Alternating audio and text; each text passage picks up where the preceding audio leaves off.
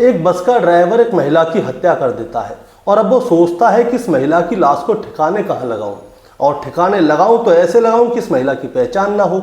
इसीलिए वो क्या करता है, उस महिला की गर्दन को काट के बिल्कुल अलग कर देता है और फिर उस महिला की लाश के सारे कपड़े उतारता है और फिर उसे एक बोरी में पैक करता है और इसके बाद उसे कहीं फेंकने ले जाता है कि तभी उसे याद आता है कि आजकल तो फिंगरप्रिंट से भी पता चल जाता है कि ये कौन है कौन नहीं है। इसीलिए वो क्या करता है, इस महिला की दोनों हथेलियों को भी काट लेता है और हथेली और सर इनको एक पॉलिथीन में अलग पैक करता है और जो महिला की अधनंगी लाश थी, यानी कि पूरे शरीर से जो कपड़े उतार दिए थे, उस लाश को रखता है अलग और उसे ले जाकर वहाँ से बहुत दूर एक नाले में जाकर फेंक देता है। और फिर जो सर और हथेलियाँ थी उनका क्या करता है दोस्तों, उससे वो क्या करता है, रखता है सड़क पे और उसके ऊपर से बस गुजारता है कईयों बार, ताकि जो हाथ और सर है उसका जो है कचूमर बन जाए और कचूमर बनने के बाद उसकी पूरी पहचान मिट जाए। इसके बाद उस पॉलिथीन को उठाता है और नज़दीक में ही एक रेलवे लाइन होती है वहाँ पे जाके फेंक देता है, ताकि उस महिला के हाथ और फिंगरप्रिंट कुछ भी ना मिल पाए, ना चेहरा मिल पाए, कुछ भी ना मिल पाए। इसके बाद वो क्या करता है दोस्तों, वहाँ से चुपचाप चले जाता है। वो सोचता है कि अब इस हत्या के बारे में किसी को भी पता नहीं चल पाएगा, क्योंकि जो महिला थी जिसकी उसने हत्या की थी वो अपने घर से 1500 किलोमीटर दूर थी, तकरीबन 1500 किलोमीटर दूर थी और 1500 किलोमीटर दूर तक कौन आएगा उस हत्या के बारे में बताने, उसकी गुमशुदगी की रिपोर्ट लिखाने। इसलिए ये बस का ड्राइवर बिल्कुल निश्चिंत हो जाता है और उसके बाद घर जाता है और सो जाता है। ये सोचता है कि शायद ये पुलिस के हत्थे नहीं चलेगा, लेकिन दोस्तों पुलिस ने इस महिला की हत्या की गुत्थी सुलझा ली।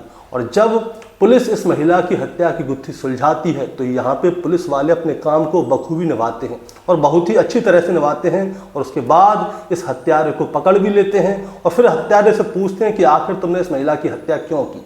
उसके बाद दोस्तों ये हत्यारा कहानी सुनाता है कि आखिर उसने इस महिला की हत्या क्यों की। आज की कहानी इसी महिला के ऊपर है जिसकी हत्या की गई थी और इसी हत्यारे के ऊपर है जिसने हत्या की थी। दोस्तों कहानी शुरू करूंगा उससे पहले मैं बस आपसे यही कहना चाहूँगा कि अगर आप मेरे चैनल पर नए हैं तो चैनल को जल्दी से सब्सक्राइब कर दीजिएगा, ताकि रोजाना रात को 8 बजे मैं आपके लिए एक सच्ची घटना की कहानी लेकर आ सकूँ। नमस्कार दोस्तों, मैं गौरव शर्मा और आप देख रहे हैं गौरव शर्मा सफ़र। दोस्तों आज की जो सच्ची घटना मैं आपको सुनाने जा रहा हूं, ये सच्ची घटना शुरू होती है उत्तर प्रदेश के नोएडा से और नोएडा के सेक्टर 82 के पास ग्रेटर नोएडा एक्सप्रेसवे है और एक्सप्रेसवे के पास एक कट है और उस कट के पास एक बरसाती नाला है। दरअसल दोस्तों मैं बात कर रहा हूँ 6 नवंबर 2025 की सुबह लगभग 11 बजे के आसपास का समय होता है। इसी बरसाती नाले के पास में एक राहगीर होता है जो कि जाते जाते टॉयलेट करने पहुंच जाता है इस नाले के पास। इस नाले में क्या है, बरसात में पानी भर जाता है और पानी अक्सर भरा रहता है। अब जैसे ही ये राहगीर वहाँ पे टॉयलेट कर रहा होता है तभी उसकी नज़र पड़ती है उस नाले में एक लाश पे और लाश वहाँ पे नाले में तैर रही होती है। और उस लाश को देखकर वो चौंक जाता है और तुरंत पीछे हो जाता है और वहाँ पे आने जाने वाले लोगों को बताता कि भैया इसमें तो लाश पड़ी हुई है, अब करें तो करें क्या। तभी उसे कोई सलाह देता है कि तुम ऐसा करो 112 नंबर पे कॉल करो ताकि पुलिस आए और इस लाश को लेकर जाए और ये किसकी लाश है इसके बारे में जानकारी मिली। वो तुरंत 112 नंबर पे कॉल करता है, पुलिस मौके पर पहुंच जाती है और उस लाश को जब निकाला जाता है तो दोस्तों वो लाश एक महिला की होती है जिसकी उम्र लगभग 30-32 साल के आसपास होती है। लाश की गर्दन नहीं होती, यानी कि उसका गर्दन काटी हुई होती है और लाश के दोनों हाथ की हथेली गायब होती हैं और जो लाश थी उसके शरीर पे एक भी कपड़ा नहीं था, उसके सारे कपड़े उतार दिए गए थे, उसकी पूरी पहचान उससे छीन ली गई थी, यानी कि ये एक ब्लाइंड मर्डर था।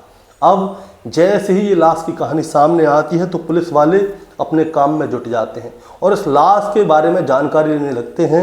इसके लिए क्या होता है दोस्तों, पुलिस अपनी 9 टीम बनाती है और 9 टीम बना के इस लाश के बारे में जानकारी ली जाती है।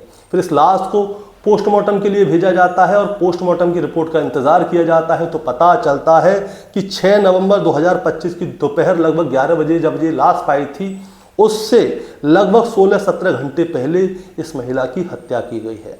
अब हत्या की टाइमिंग भी मिल गई और ये महिला है ये भी जानकारी मिल गई, लेकिन इसकी हत्या की किसने और ये महिला कौन थी ये जानकारी लेनी बाकी रह गई थी। अब जैसे ही ये वाली बात जानकारी लेनी थी तो पुलिस वाले क्या करते हैं, उस इलाके की लगभग 5000 के आसपास सीसीटीवी कैमरों की फुटेज को चेक किया जाता है और 16 घंटे के हिसाब से, यानी कि जो 16 घंटे पहले इस महिला की हत्या की गई थी, उससे 2-3 घंटे पहले और उसके 2-3 घंटे बाद कि उस रास्ते पे कौन आया गया है, इसके बारे में पूरी जानकारी ले रहे थे। इसके साथ साथ वहाँ पे जितने भी मोबाइल आए गए हैं, कितने लोग आए गए हैं, उनके बारे में जानकारी ली तो पता चलता है कि 60,000 के आसपास लोग वहाँ से गुजरे हैं, यानी कि 60,000 सिम वहाँ से गुजरी हैं। अब इन 60,000 सिम के बारे में जानकारी लेनी थी कि कौन कौन यहाँ से गुजरा और कितने वाहन यहाँ से गुजरे। दोस्तों, उस समय पे वहाँ पे लगभग 1100 से ज़्यादा वाहन गुजरे थे। और पुलिस वाले अब क्या करते हैं, 5,000 CCTV कैमरे की फुटेज लेते हैं, 60,000 लोगों के मोबाइल की सिम की डिटेल लेते हैं कि कौन कौन कैसा व्यक्ति है, और 1100 वाहन, इन सब के बारे में जानकारी लेते हैं। तो इसमें से जो है 44 वाहन देखे जाते हैं जो कि कुछ अलग स्थिति में होते हैं, चलते हैं जब। अब उन 44 वाहनों को अलग किया जाता है, उनके अंदर जो लोग होते हैं उनकी सिम को अलग किया जाता है और उनके बारे में और जानकारी ली जाती है। और दोस्तों, ये वाली बात कमिश्नर साहब तक पहुंचती है तो कमिश्नर साहब क्या करती हैं, वो टीम को और बढ़ा देते हैं। टीम और बढ़ जाती है, पुलिस वालों की संख्या और बढ़ जाती है और इस काम को और भी जोर शोर से किया जाता है, क्योंकि इस लाश की गर्दन भी नहीं थी और दोनों हाथ की हथेलियाँ गायब थीं। तो साफ साफ देखने से लग रहा था कि कहीं ऐसा ना हो कि ये कोई VIP मामला हो, किसी VIP की हत्या करके डाल दी गई हो, क्योंकि हथेलियाँ आज तक कभी कोई गायब करता नहीं है, इसकी हथेलियाँ क्यों गायब कर दी। अब इसके बाद दोस्तों, जो 44 वाहन होते हैं उनमें से कुछ वाहनों को अलग किया जाता है और उसमें से एक बस होती है। बस का कलर होता है नीला और सफ़ेद, उसका नंबर होता है UP 16 KT 0037।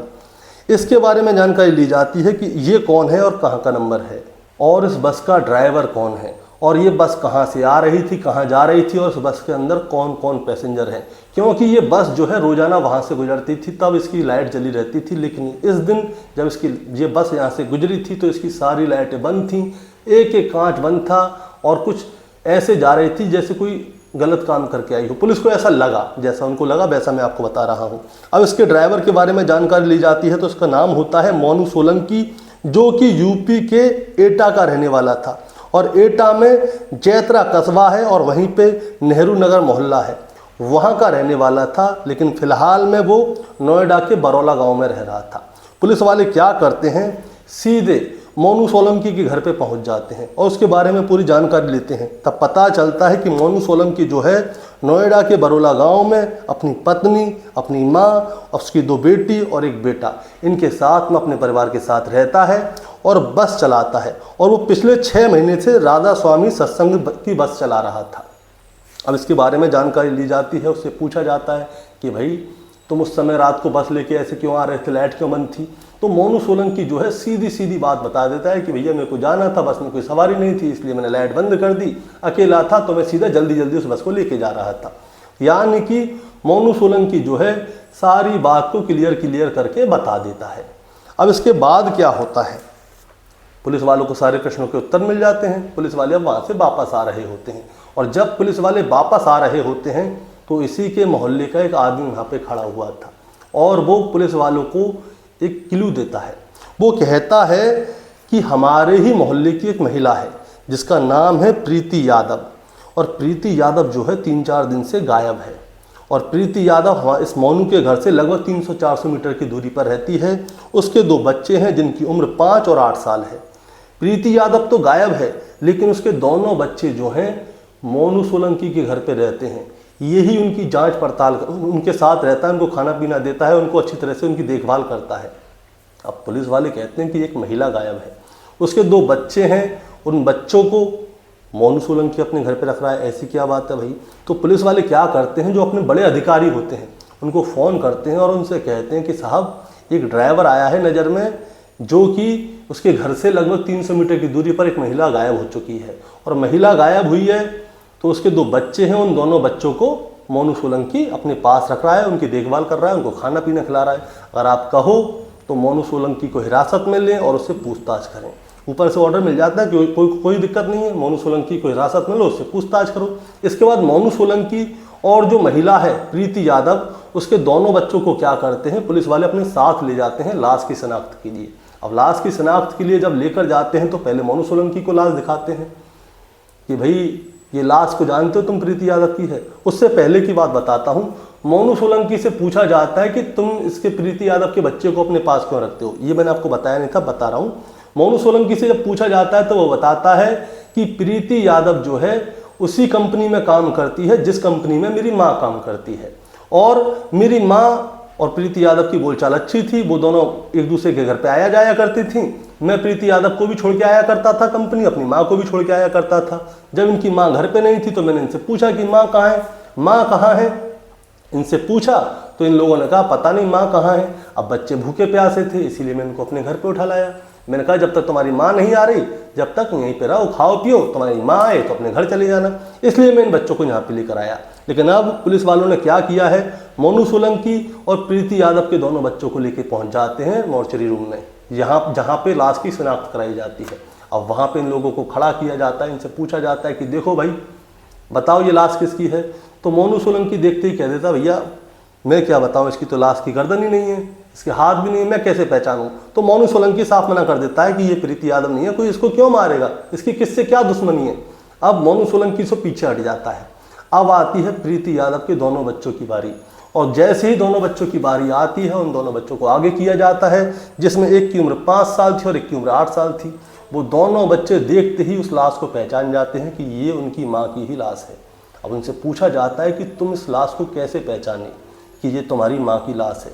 तो वो बताते हैं कि इनके पैरों में जो बीछिए हैं उन बीछियों से हम पहचाने हैं। दरअसल उन दोनों बच्चों की माँ प्रीति यादव जो बीछिया पहना करती थी वो उस लाश के पैरों में थे, और उन्हीं को देखकर वो बच्चे पहचाने कि ये उनकी माँ प्रीति यादव की लाश है।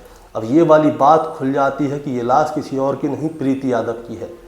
और मोनू सोलंकी ये वाली बात कह रहा था, उसके बच्चों को अपने साथ रख रहा था। तो मोनू सोलंकी की कॉल डिटेल निकाली जाती है, उसके बारे में जानकारी ली जाती है, और प्रीति यादव की भी कॉल डिटेल निकाली जाती है, उसके बारे में भी जानकारी ली जाती है कि ये आखिरी बार किससे बात हुई और किससे सबसे ज़्यादा बात करती है। तो नाम आता है मोनू सोलंकी का। मोनू सोलंकी और प्रीति यादव बहुत ज़्यादा आपस में बात करते थे, और जिस समय पे प्रीति यादव की हत्या की गई थी उस समय पे प्रीति यादव और मोनू सोलंकी की डिटेल कॉल जो है जगह जो थी हत्या की जगह पे ही सिम थी दोनों की, यानी कि दोनों का मोबाइल एक ही जगह था। अब इसके बाद मोनू सोलंकी को कस्टडी में लिया जाता है और उसके बाद उससे पूछताछ की जाती है। शुरुआत में तो मोनू सोलंकी अपनी बातों को बदल रहा था, लेकिन इसके बाद उसकी जो बस थी उसकी सीसीटीवी फुटेज दिखाई जाती है कि तुम्हारी बस यहाँ गई थी, क्यों गई थी, और मोनू सोलंकी के साथ में सख्ती बरती जाती है। इसके बाद मोनू सोलंकी जो है पूरी कहानी शुरू से लेकर आखिर तक सुनाता है कि आखिर क्या हुआ था क्या नहीं हुआ, क्योंकि मोनू सोलंकी अपना गुनाह कबूल कर लेता है कि हाँ मैंने ही प्रीति यादव की हत्या की है। अब उससे पूछा जाता है कि तुमने प्रीति यादव की हत्या क्यों की, तब वो बताता है, शुरू से लेकर बताता हूँ मैं आपको। दरअसल जो प्रीति यादव है उसका एक नाम नहीं था, कई नाम थे। 14 नवंबर 2025 को मोनू सोलंकी को गिरफ्तार कर लिया जाता है, कस्टडी में लिया जाता है, उससे पूछताछ होती है। तब मोनू सोलंकी बताता है कि प्रीति यादव का एक नाम नहीं कई सारे नाम थे। कोई उसे प्रीति खातून कहता था, कोई उसे प्रीति यादव कहता था, तो कोई उसे प्रीति देवी कहता था। ये जो है पश्चिम बंगाल की रहने वाली थी, और उसकी जब उम्र बहुत कम थी तभी उसके माता पिता ने उसे बेच दिया था, क्योंकि ये बहुत ही गरीब परिवार से थी। और एक आदमी से खरीद के अपने साथ रख लेता है और उसके साथ रहता है। इसी बीच में उसके 2 बच्चे होते हैं। अब समय गुजरने लगता है तो जो आदमी था उसकी उम्र जो है प्रीति यादव से बहुत ज़्यादा थी। वो आदमी बूढ़ा होने लगता है और प्रीति यादव जवान होने लगती है। तो प्रीति को जो है वो आदमी पसंद नहीं आता था। वो उससे कहता है कि वो कहती है कि मैं तुम्हारे साथ नहीं रहना चाहती, मैं तुमसे दूर जाना चाहती हूँ। इसीलिए साल 2023 में प्रीति क्या करती है, उस आदमी को छोड़ के नोएडा के बरौला गाँव में आके बस जाती है, और वहीं पे आके क्या है वो एक कंपनी में काम करने लग जाती है। उसके साथ उसके दोनों बच्चे होते हैं और किराए पे आके रहने लगती है। प्रीति यादव जिस कंपनी में काम करती थी वहीं पे एक बुजुर्ग महिला थी, वो भी काम करती थी। वहाँ पे बुजुर्ग महिला और प्रीति यादव की हो जाती है दोस्ती। ये दोनों एक साथ कंपनी में जाती थी, एक साथ कंपनी से बाहर आती थी, एक दूसरे के घर पे आना जाना भी था। दोस्तों ये बूढ़ी महिला कोई और नहीं बल्कि मोनू सोलंकी की माँ थी। अब मोनू सोलंकी जो है अपनी माँ को जब कंपनी छोड़ने जाता था तो प्रीति यादव भी रास्ते में मिल जाती थी, उसे भी छोड़ आता था और लेके भी आता था। इसी बीच में इनमें दोनों में क्या है दोस्ती हो जाती है। दोस्ती प्रेम प्रसंग में बन जाती है और प्रेम प्रसंग के बाद इन दोनों के बीच में शारीरिक संबंध बनने लगते हैं। अब मोनू सोलंकी इस इंतजार में रहता था कि प्रीति यादव कब खाली हो, और प्रीति यादव इस इंतजार में रहती थी कि मोनू सोलंकी कब फ्री मिले। इसके बाद जब भी इन्हें मौका मिलता था ये दोनों शारीरिक संबंध बनाया करते थे। अब समय गुजरने लगता है और आ जाती है 2025, यानी कि 2 साल तक इन दोनों ने खूब शारीरिक संबंध बनाए। इसके बाद में क्या होता है, प्रीति यादव जो है मोनू सोलंकी के आगे एक शर्त रखती है। वो कहती है कि तुम ऐसा करो, अपनी पत्नी को दे दो तलाक और मुझसे शादी कर लो, क्योंकि तुम्हारी माँ से मेरी अच्छी पड़ती है, तो तुम्हारी माँ को कोई दिक्कत नहीं होगी और हम दोनों एक साथ रहेंगे, अपनी पत्नी को भगा दो घर से। लेकिन मोनू सोलंकी साफ मना कर देता है। वो कहता है मैं अपनी पत्नी को तलाक नहीं दूंगा, और तुमसे मैंने पहले ही बोल दिया था कि मैं शादीशुदा हूँ, और तुमने भी मुझे अपनी सारी कंडीशन बता दी थी। इसके बाद ही हम दोनों एक साथ में जुड़े थे, हम दोनों एक दूसरे से संबंध बनाने लगे, लेकिन आज तुम क्या कह रही हो, अपनी पत्नी को छोड़ दो। मोनू सोलंकी साफ मना कर देता है कि मैं अपनी पत्नी को नहीं छोड़ूंगा। अब जब ये वाली बात आ जाती है तो प्रीति यादव क्या करती है, वो कहती है कि ठीक है, तुम मुझसे शादी मत करो, तुमने जो मेरे साथ 2 साल तक किया है उसका मुझे हर्जाना दो। तुम मुझे ऐसा करो, कुछ पैसे दे दो ताकि मैं तुमसे फ्री हो जाऊं, अपने जीवन अच्छी तरह से गुजार लूँ। वो पूछता है कितने रुपए, तो उससे वो 4 से 5 लाख रुपए मांगती है। अब मोनू सोलंकी रहा एक ड्राइवर, उसके पास इतने पैसे कहाँ से आए, तो मोनू सोलंकी उससे मना कर देता है। अब जब वो उससे मना करता है तो प्रीति यादव को आ जाती है गुस्सा, और जब उसे गुस्सा आ जाती है तो वो कहती है कि तुमने जो मेरे साथ 2 साल तक किया है ना, तुम्हारे बाद मैं तुम्हारी दोनों बेटियों से करवाऊंगी। तुम्हारी दोनों बेटियां जवान होने वाली है ना, मैं उनसे धंधा करवाऊंगी और फिर उनसे पैसे वसूल करूंगी। अब जैसे ही प्रीति यादव ये वाली बात बोलती है तो मोनू सोलंकी को आ जाती है गुस्सा। वो उससे कहता है कि आज तो तूने मेरी बेटियों का नाम ले लिया, आगे से मत लियो। लेकिन प्रीति यादव आप जान के उसे छुड़ाने के लिए उससे उसकी बेटियों का नाम लेती थी और कहती थी कि मैं उनसे धंधा कराऊंगी और उन्हीं से पैसे वसूल करूंगी। मोनू सोलंकी हर बार उसको डांटता था, फटकारता था, लेकिन प्रीति यादव मानती नहीं थी और उसके ऊपर दबाव डालती थी कि मुझसे शादी करो या मुझे पैसे दो। अब समय आगे गुजरता है, तारीख आती है 5 नवंबर 2025। 5 नवंबर 2025 को मोनू सोलंकी क्या करता है, प्रीति को करता है फ़ोन और उसे बुलाता है सेक्टर 49 में। शाम को लगभग 3 बजे के आसपास का समय था। प्रीति उसकी बस में बैठती है और वो वहाँ से जाते हैं सेक्टर 100 में। सेक्टर 100 में क्या करते हैं, ये खाने पीने का सामान लेते हैं, उसे पैक करवाते हैं, फिर से बस में बैठ जाते हैं और फिर वहाँ से जाते हैं सेक्टर 98 में। समय हो रहा होता है लगभग शाम के 7:30। शाम के 7:30 बजे का समय होता है और बस में कोई नहीं होता। बस एसी थी, एयर कंडीशन थी, सारे कांच बंद थे, अंदर की आवाज़ बाहर नहीं जा सकती और बाहर की आवाज़ अंदर नहीं जा सकती। इसके बाद मोनू सोलंकी और प्रीति यादव मिलकर बैठ के खाना पीना खाते हैं और इसी बीच में इन दोनों के बीच में बहस शुरू हो जाती है कि तुम मुझसे शादी करो या मुझको पैसे दो। अब मोनू उससे कहता है कि ना तो मैं तुमसे शादी कर सकता, ना मैं तुमको पैसे दे सकता। फिर से प्रीति यादव वही वाली बात कहती है कि तुम मत दो मुझे पैसे, मैं तुम्हारी बेटियों से धंधा करवाऊंगी ना, तब उनसे एक एक पैसा वसूल कर लूंगी। अब बार बार ये वाली बात सुन के मोनू सोलंकी हो गया था परेशान और उसने पहले से ही प्लानिंग की हुई थी कि आज प्रीति यादव को रास्ते से हटाना है। अब जैसे ही प्रीति यादव ये वाली बात कह रही थी और दूसरी तरफ देख रही थी, इसी बीच में जो उसके पास एक गड़ासा था वो छुपा के लेके गया था अपने साथ एक गड़ासा। वो गड़ासा निकालता है और एक ही झटका मारता है उसकी गर्दन पे। प्रीति यादव नीचे गिर जाती है और उसके बाद उसके ऊपर बार पे बार करता रहता है, तब तक करता है जब तक कि प्रीति यादव मर नहीं जाती और उसकी गर्दन को बिल्कुल अलग निकाल लेता है। उसकी गर्दन को अलग निकालने के बाद अलग कर देता है और वो सोचता है कि अगर पुलिस इसको ढूंढेगी तो उसकी, यानी पुलिस को इसकी लाश मिल गई तो इसके फिंगरप्रिंट से इसके बारे में पता चल जाएगा। इसीलिए वो क्या करता है, उसके दोनों हथेलियों को भी काट देता है, उसे भी एक थैली में रख लेता है और फिर प्रीति यादव के सारे कपड़ों को उतारता है और उसे वहाँ से ले जाता है सेक्टर 82। सेक्टर 82 के पास एक बरसाती नाला था, बरसाती नाले में जाके उसकी लाश को फेंक देता है और फिर वो जाता है वहाँ से गाजियाबाद के पटेल नगर थाने के सिद्धार्थ विहार में। उसके सर और जो उसकी हथेलियाँ थीं उनको एक थैली में रखता है और उसके बाद उनके ऊपर कई बार बस चलाता है ताकि उनका कचूमर हो जाए, उसके हथेली और चेहरे की पहचान ना हो सके। उसके बाद उस थैली को उठाता है और जो वहाँ पे माल फैल गया था, यानी कि उसके हथेली और सर का जो चूरा चगरा था, उसे समेटता है और वहीं पे रेलवे की लाइन जा रही होती है, वहाँ से उसे फेंक देता है। और उसके बाद दोस्तों वो आ जाता है अपनी बस को लेकर घर पे लेकर आता है। उस बस को अच्छी तरह से 3-4 घंटे तक धोता है और धोने के बाद वो अपने घर के अंदर जाता है सोने के लिए कि तभी उसे याद आती है कि प्रीति यादव के घर पे उसके 2 बच्चे भी होंगे। वो बेचारे भूखे होंगे। अब वो उसके घर पे जाता है, उनसे पूछता है कि कैसे बैठे हो भाई, तुम्हारी माँ कहाँ है? तो वो दोनों बोलते हैं कि पता नहीं, मम्मी दोपहर की गई हुई है, अब पता नहीं, फ़ोन भी नहीं लग रहा है। तो वो कहते हैं खाना पीना खाया नहीं खाया? दोनों बच्चे बोलते हैं नहीं खाया। तो तुम ऐसा करो, मेरे साथ चलो, घर पे चलो, वहाँ पे खाना खा लेना, तो मम्मी आई है तो चले जाना। अब वहाँ से उनके बच्चों को लेकर आता है अपने घर पे, अपनी पत्नी से कहता है इनकी माँ पता नहीं कहाँ गई है, फ़ोन मिला रहा हूँ तो फ़ोन भी नहीं लग रहा है, तो तुम ऐसा करो, इनको खाना खिलाओ, इनकी माँ आ जाएगी तो ये दोनों चले जाएंगे। ये इतना सीधा शरीफ बन जाता है कि पूछो मत।